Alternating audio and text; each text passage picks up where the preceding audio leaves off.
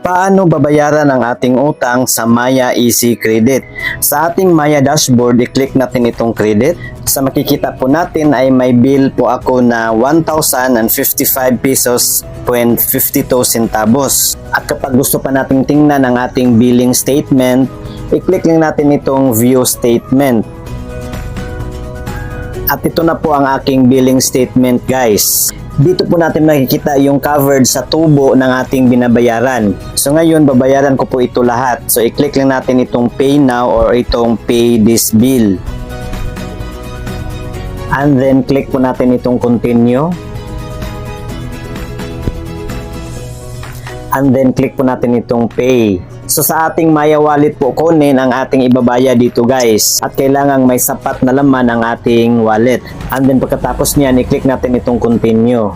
And then click pay now. At ayan po, payment successful na po. Click lang natin itong continue. At huwag kalimutang i-save itong receipt, guys. Para may proof po tayo na bayad na po tayo if in case na magka-aberya ang ating transaksyon. I-click lang natin itong may share or save this receipt or pwede rin natin itong i-screenshot. And then balikan po natin ang ating Easy Credit dashboard kung na-credit na po ba ang ating binayad. At ayan po, 0-0 na po ang balance ng ating Easy Credit. So yun lang po, guys. Don't forget to like and share this video and subscribe my YouTube channel for more tutorial video. Thank you for watching and God bless.